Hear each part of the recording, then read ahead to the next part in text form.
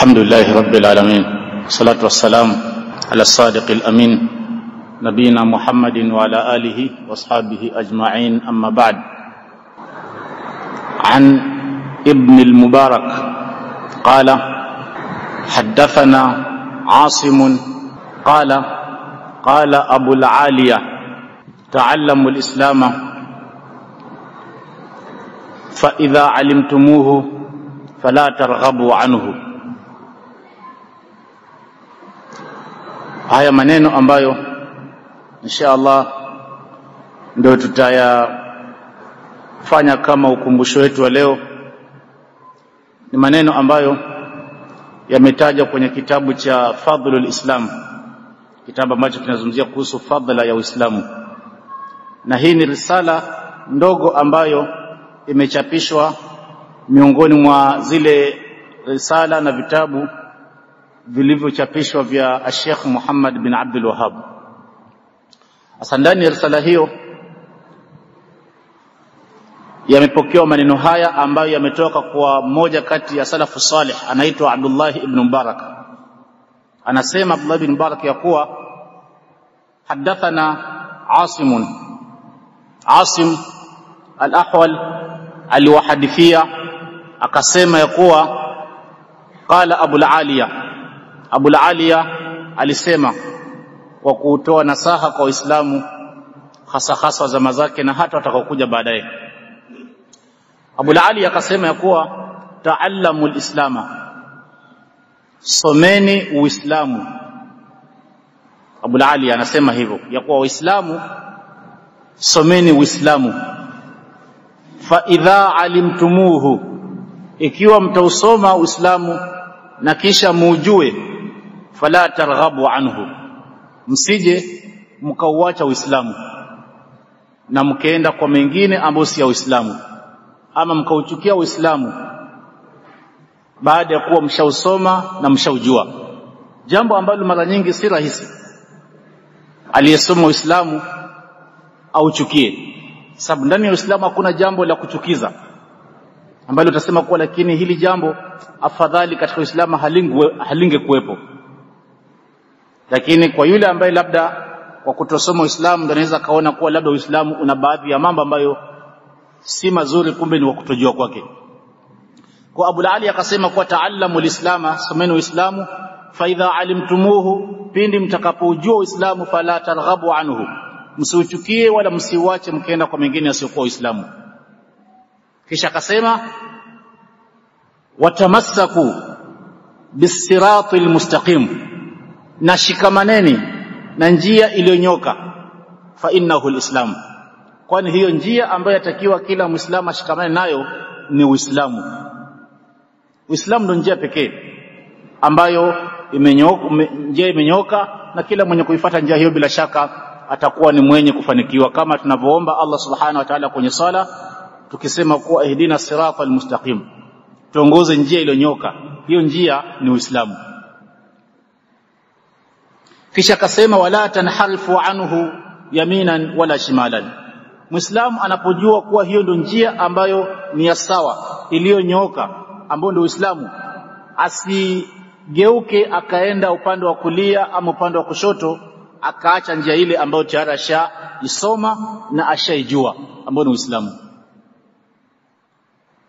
Abu al-Aliya anasema ya kuwa wa alaykum bi sunnati nabiyikum sallallahu alayhi wasallama wa ashabihi, na shikamaneni na sunna, yani mwongozo na mwenendo wa nabii wenu Muhammad sallallahu alayhi wasallam na masahaba wake. Yani Muislamu yeyote baada ya kusoma Uislamu na akajua kuwa ndio njia iliyo sawa na akawa mwenye kuifuata, basi anapokuwa ndani ya Uislamu ajue kuwa anatakiwa na anawajibika kushikamana na mwenendo wa Mtume sallallahu alaihi wasallam na mwenendo wa masahaba wake. Wa alaykum bihadhihi alahwa'i almutafarriqa almufarriqa, na akasema kuwa Waislamu wanatakiwa wajitahidi kuepukana na matamanio, ani wasiweke ndani ya Uislamu na ndani ya dini matamanio yao, kwa kuwa unafuata Uislamu unavyotaka, unafuata Uislamu lakini kama nafsi yako inavyokuongoza, si vile Uislamu unavyokuongoza. Uislamu asiwe hivyo. Akasema fa innaha turithu bainakum al-adawata wal-baghdha. Mtu akiweka matamanio yake na fikra zake katika Uislamu ambazo haziendani na Uislamu, basi hayo matamanio ndiyo yataweza kusababisha kati ya Uislamu uadui na chuki. Ahwa, mara nyingi matamanio yakitaja katika masala ya Uislamu huwa yanakusudiwa bid'a, ani uzushi. Haya maneno Abu Ali alipoyasema alikuwa akiambia watu wa zama zake, na ni maneno ambayo yamepokewa na nani? Na Abdullah ibn al-Mubarak. Sasa Abdullah ibn Mubarak anasema ya kuwa fadhakartu hadha al-kalama lil-Hasan. Akaenda akamwambia mmoja kati ya wema waliokuwa zama zake anaitwa al-Hasan. Faqala al-Hasan akasema sadaqa Abu al-Aliya wa nasaha. Hayo maneno ambayo unayasema kuwa umeyasikia Abu al-Ali akiyasema, amesema ukweli mtupu, na kisha ametoa nasaha nzuri sana ambayo inastahili kila Muislamu aweze kushikamana na nasaha hiyo, kwa sababu katika maneno yake kuna mambo muhimu matatu. Kwanza, Muislamu kusoma Uislamu ni kipengele muhimu sana, na kisha aweze kujua Uislamu wake, alafu aufanyie kazi, ashikamane nao, asiende kulia wala kushoto, ajue kuwa madamu nimesoma Uislamu uko hivi, basi nishikamane Uislamu huo. Na sisi tunajua ya kuwa yeyote atakayesoma Uislamu kule kusoma hakumfai kabisa, isipokuwa pale atakapochanganya kusoma kwake baada ya kusoma na kujua Uislamu alafu na kutendea kazi ile elimu aliyoisoma. Lakini utosheke tu kusoma kwa kuwa nimesoma, nimejua, alafu basi, hapo si mwisho wala pia haujafika kwenye faida. Lakini sasa huyu aliyesoma atakuwa angalau amepiga hatua inayofaa kuliko yule ambaye ataruka hatua hiyo ya kusoma Uislamu aende kwa hatua ya pili ya kuwa anataka kuufanyia kazi Uislamu. Sasa utafanyia kazi Uislamu vitu ambao hujasoma. Sasa hapo tutapata kuwa mashaka yanaanzia hapo, ya kwa Muislamu asianze kwa kupiga hatua ya mwanzo ambayo inatakiwa apige katika Uislamu kwa kusoma, yeye aende hatua ya pili, na hii ya kwanza ameipuza. Sasa kuna baadhi ya Waislamu wako hivyo katika Uislamu. Unaweza kupata Muislamu anajitahidi kuja msikitini. Huko si kusoma Uislamu kuja msikitini. Huko ni kufanyia kazi sasa matendo ya Uislamu. Na kuja kuswali, hapo unakuja nini? Kutekeleza Uislamu. Lakini swali ni kuwa kabla haujaamua kuswali, kwa kuwa unakuja msikitini kuswali, je, umetanguliza kwanza kusoma Uislamu? Hiyo ndio nukta muhimu kabisa. Baada ya Muislamu kusoma Uislamu na akajitahidi kufanyia kazi elimu aliyoipata katika Uislamu, sasa abakie hivyo, adumu katika hali hiyo, asiwe leo yuko hivi kesho yuko hivi. La. Kwa nini? Kwa sababu ya kuwa kule kuwa wewe umesoma jambo ambalo atakiwa ulifanyie kazi maishani mwako na jambo ambalo lina faida kwako, lakini kisha ukawa sasa unalifanya unavyotaka. Sasa hapo ndio matamanio na kupeleka ambapo atakiwa wewe usikubali nafsi yako ikupeleke. Ushajua ndio sawa, shikamana nayo, pambana nafsi yako ili uweze kuishinda. Lakini pia katika nasaha yake kuna jambo ambalo ametuhimiza sana, akatuambia kuwa tushikamane na muenendo wa Mtume sallallahu alaihi wasallam, sunna za Mtume na maswahaba wake, sunna za Mtume na maswahaba. Kwa kumaanisha kuwa unaposoma Uislamu hakuna utakachokisoma isipokuwa ni kusoma hizo sunna, na kisha pia utasoma hizo sunna kutoka kwa maswahaba. Sasa manake ni kitu kimoja. Hakuna vile unaweza kushikamana na Uislamu bila ya kushikamana na sunna za Mtume. Hakuna vile utashikamana na Uislamu na kufanyia kazi bila ya kuwafuata maswahaba. Ni mambo ambayo yako pamoja kabisa kabisa kabisa. Kwa ndio sababu yatakiwa Muislamu aelewe kipengele hichi muhimu cha sunna ya Mtume na Uislamu ni vitu viwili ambavyo haviachani, kama alivyosema al-Imam al-Barbahari kwenye kitabu chake cha Sharh Sunna alisema ya kuwa i'lam, tambua muislamu, anna al-islama huwa as-sunna wa sunnatu hiya al-islam wa la yaqumu ahaduhuma illa bil akhar. Elewa ya kuwa Uislamu ni sunna, yani ni mwongozo wa mtume, ni sunna za mtume, na sunna za mtume ndio Uislamu, na hakuna jambo moja linaloweza kusimama bila ya lingine. Hakuna vile utasema kuwa wewe ni Muislamu unafuata Uislamu bila ya kufuata sunna. Hakuna vile utasema kuwa unafuata sunna bila kufuata Uislamu. Ni vitu viwili ambavyo viko kwa pamoja hivi. La yaqumu ahaduhuma illa bil akhar. Mwisho wa nasaha yake akasema ya kuwa na tutahadhari na bid'a, ahwa, matamanio, tusiongozwe na nafsi zetu. Baada ya kuwa tushausoma Uislamu na tukawa tumeamua kufanyia kazi Uislamu, tukashikamana na sunna za mtume na masahaba wake, basi tujitahadharishe na masala ya bid'a. Kwa kuwa nini? Kwa kuwa bid'a ndio huleta mzozo katika Uislamu, ndio huleta uhasama katika Uislamu kutoelewana na kukosana. Na katika kukosana hapo utapata kuwa inawezekana huyu mwenye kufanya bid'a akaona kuwa huyu mwenzake ambaye anafuata sunna ndio mwenye makosa. Kwa kuwa mbona unakataa mimi nisipate hichi ambacho nakifuata, licha kuwa nini? Ni bid'a. Lakini lao kama ingekuwa hakuna mwenye kuenda kwa bid'a, wote wakafuata njia moja ya sunna za mtume, ingekuwa mzozo hata kama ungepatikana, lakini ungekuwa ni mdogo sana na ni mchache sana. Kwa hiyo takiwa Muislamu anaposikia kuwa jambo hili ni bid'a na akahakikisha kuwa ni hivyo, kwa kuelewa kuwa bid'a ni kitu ambacho hakina asili katika dini, si mtume alisema, si masahaba walifanya, kwa ina maana kuwa mimi sina haja kufanya jambo hilo, basi awe ni mwepesi wa kuacha jambo hilo ili apunguze mzozo na baghdha na chuki katika Uislamu.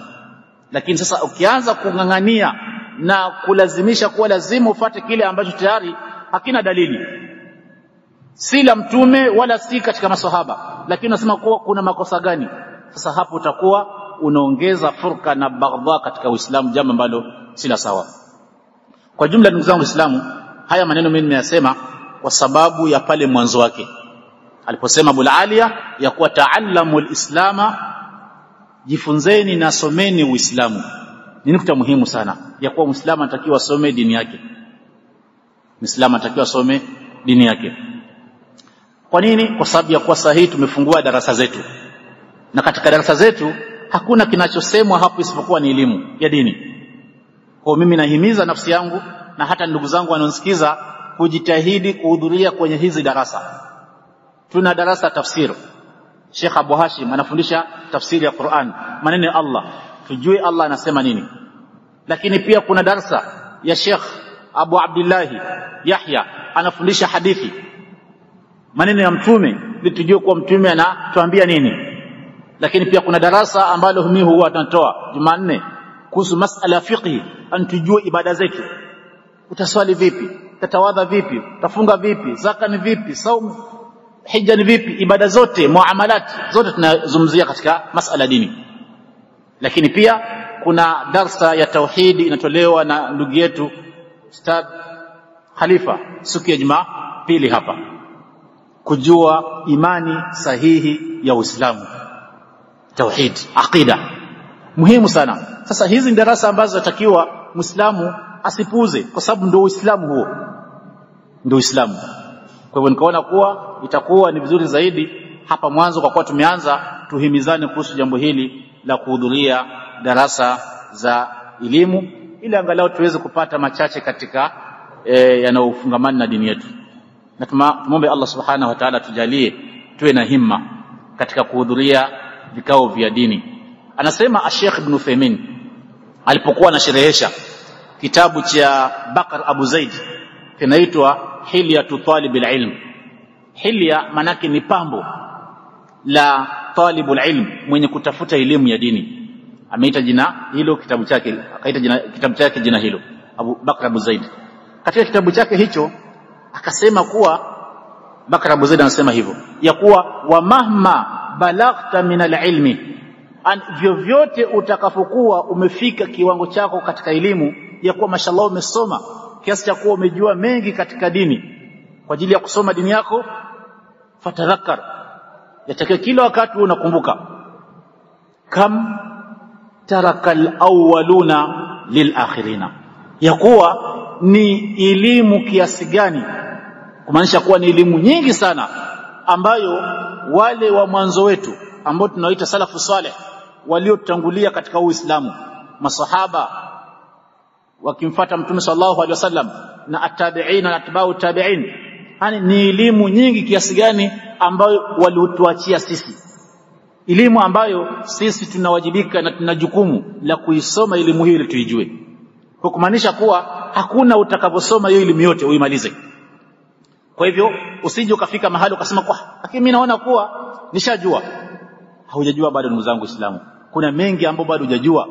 Kumbuka ya kuwa kuna elimu nyingi sana ambayo tumeachiwa na wale waliotangulia katika hii dini, katika Uislamu.